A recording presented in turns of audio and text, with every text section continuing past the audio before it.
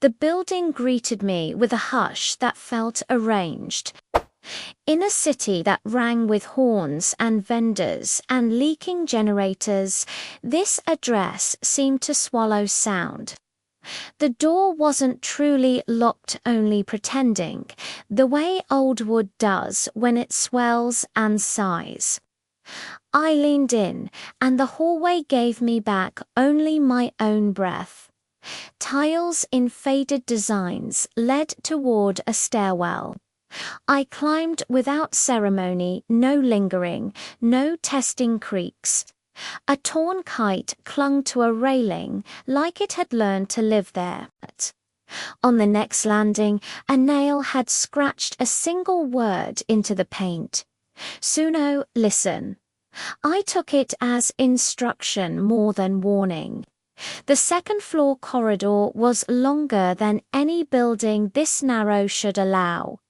Most doors were blind and indifferent. One wore the residue of sun-brittled police tape, retied with a common string. A phone vibrated somewhere behind that wood-short, stubborn bursts that refused to be imagined. The string quivered like it could remember fingers. I lifted it, and the door exhaled open. Inside, the temperature fell with the quiet. Heavy curtains had been pinned to the windows. Thick cloth had been stapled around the doorframe and then cut so the door could still move. Not decoration, not even privacy sound control.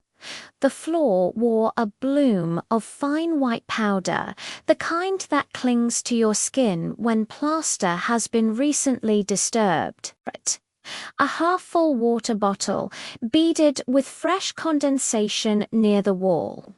There was an unplugged lamp on a crate, a bowl with curry dried into its glaze, a notebook with pages torn from the middle, and a photo frame turned face down. An extension cord had been fed through a hole chiseled into plaster and into a cheap multi-plug. Power imported around a seal that didn't want to be broken. I set my recorder and an LED on low. The room didn't echo. It didn't even ring in the flat, sparrowy way small rooms do.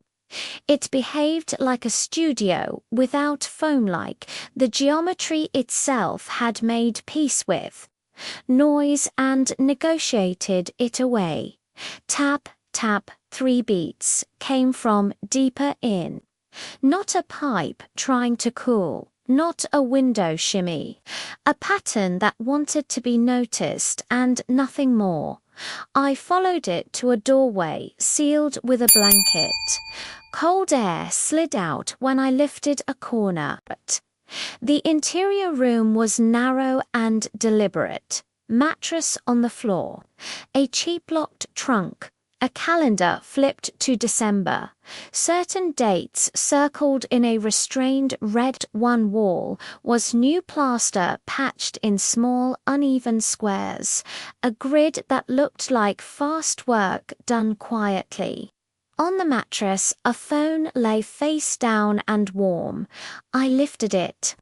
The cracked screen lit on a selfie-caught mid-glare battery, 9%. I put it back the way I found it. I knocked on the plaster grid, square by square. Hollow, hollow, hollow. The dull one held the sound like a palm. Beside it, shallow scratches trailed off the arcs of fingernails that had considered digging and then stopped. Above the dull square, a pencil arrow pointed down. Under that arrow, 2 letters were scratched into still tender plaster RS. The lines were too clean to be old. I spoke quietly because the place had been teaching me to be small since I entered. My voice pressed its own breath back into my face. The room listened in a way that suggested it had opinions. Breathing rose behind the wall. Not ragged, not haunted, stubbornly controlled. The kind of breath you do when you retrying to make no sound and cannot make none. It paused when I leaned closer, then resumed at a different pace. I waited. A single knock answered from the dull square. Not three. One. It felt like a reply that had to pass through rules. The corridor beyond the front room felt suddenly present, like a person whose shadow arrived before they did. The sealed door, propped ajar, inched wider without help. Darkness sat in the gap, not the kind you see through, but the kind that convinces you something is already looking back. My light hummed. The extension cord quivered in the plaster. The generator hum from the street attenuated a step further, as if the building had shut one more internal door I could not find. I set the LED lower. Less light felt like courtesy. The rackety parts of technology fan whine, transformer thrum slid into the background until even they seemed padded. The room's quiet was not emptiness. It was labor. Tap, tap, tap. This time the 3 beats traveled through the doorframe wood. The string I'd lifted trembled of its own, then stilled. I did not think of traps because that would have required a villain. But I thought of rules again. The house liked transactions. You go soft, it goes soft. You keep still, it considers you. I placed the LED on the floor and tipped it toward the plaster. The beam grazing low revealed scuffs at ankle height, the shape of something carried close to the body. Dust recorded the habits of feet, a turn here, a halt there. The pencil arrow glinted something like a direction offered under duress. From the corridor, a whisper arrived that my ears wanted to reject on principle and couldn't. Leave the light. The words didn't push. They insinuated as if they had trained to fit through gaps. I considered the syntax. Leave meant what it always means. I slid my fingers off the LED. The panel stayed warm under my palm for a moment after I let it go, like an animal settling. The breathing behind the wall steadied. I put my face near the dull square and spoke again, lower, telling the presence I wasn't police and I wasn't here to break anything and I would listen. The wall didn't answer in language. It answered in arrangement. A single knock in the same place, as if to say, this is the line. The calendar's red circles waited in my peripheral vision like pressure points. The trunk's cheap lock caught the rectangle of light and flattened it. My imagination, forever trying to be helpful, began itemizing uses for a grid of fresh plaster and a room arranged to consume noise. I pushed the list away. Assumptions are loud. The extension cord trembled once more. The LED flickered, recovered, then flickered again. I watched the light the way you watch a friend nod off in a chair, knowing you'll be in the dark soon and pretending you won't. The recorder's battery icon thinned to a sliver. I had time to think. The building reduces everything sound, light, options until what remains is the outline of what you will do next. I didn't stand. I didn't flee. I kept my voice small and said I would put the light exactly where it was asked to be left and back away slowly. I set the panel flat. The beam leveled across the floor, climbed the wall, and rested on the pencil arrow and the initials beneath it, RS. A tiny inscription with the gravity of a signature on a contract you wish you hadn't signed. The corridor shifted the way lungs do before they sigh. The door widened another patient inch. The dark beyond did not yield a shape, and that refusal created one. My mouth dried. I tasted the mild chalk of plaster in the air and the iron of old pipe. The LED gave a small electronic cough and went out. Dark folded in fully clean and complete. Without light, the room lost its corners and gave up pretending to be geometry. The quiet condensed into a single unit, and within it the breathing behind the wall shortened as if trying not to be a clue. A hand found my forearm, rough, dry, the grip was tight, sudden. It didn't yank, it anchored. Rough skin settled around my forearm and turned my wrist just enough to tell me where not to move. The grip had a carpenter's dryness, chalk and soap and old wood. The room had lost its edges, but the intent in that touch was clear, smaller, quieter, back. I yielded a fraction. The hand eased me sideways until my shin met the low rim of the crate. My calves brushed the blanket that sealed the inner doorway. Its nails whispered inside the fabric. The dark in the corridor breathed a steady tempo. The dark behind the wall measured its breath in shorter lengths, as if counting. Somewhere beneath the floor, the building shifted, not a creak, a redistribution. Dust lifted and fell without sound. The smell deepened, gypsum, stale curry, iron, the salt of human air that hasn't moved enough. A single knock came from the dull patch again. One, precise, not an alarm, an acknowledgement. The hand on my arm loosened at that sound, as if obeying it. My own breath tried to be less. The recorder on the floor, unseen, might still have been catching any of this. Batteries sometimes surprise you. Or it might have been recording nothing but the labor of silence doing its work. I let my hand trail the floor to find the LED cool casing. The panel was dead, but it still held shape, presence. I slid it forward an inch and let go. Leave the light, the earlier whisper had said, not keep, not carry, leave.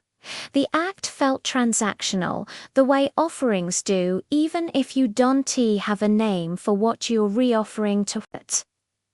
The grip fell away. Cloth brushed my sleeve and then the air rewrote itself into distance. I backed toward where I felt the door should be. The wood found my shoulder in the dark, warm from earlier hands. I kept my pace measured. The building's rules were simple. Do not ripple. The gap to the corridor widened by degrees. That darkness owned its space so completely that stepping into it felt like stepping into a statement. The temperature climbed half a degree, enough to loosen my jaw. Somewhere outside, the city's noise existed, but the house broke it to powder before it could enter. At the threshold, something light dragged over the floor, a thread sound scooting past my ankle. The string that had pretended to seal this room remembered its job and returned to it. Not a trap, a ritual. I let the door move until it pressed to the frame with a muted kiss. The quiet afterward landed whole. I didn't run. The corridor's air was still thick with the room's gravity, and haste would have registered as wrong. I counted steps to the staircase, waiting for my foot to find the shallow chip on the third riser I defelt on the way up, and when it did, something in my body unlocked. The city slipped back in thin threads. A distant horn rubbed thin, a motorbike making a choice 3 streets away, a laugh compressed to a pip of air. The building filtered everything down to the size it could tolerate. At the door to the street, I looked back without lighting anything.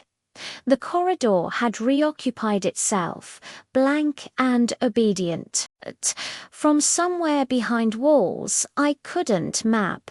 3 soft taps arranged themselves, far enough away to pretend they weren't for me.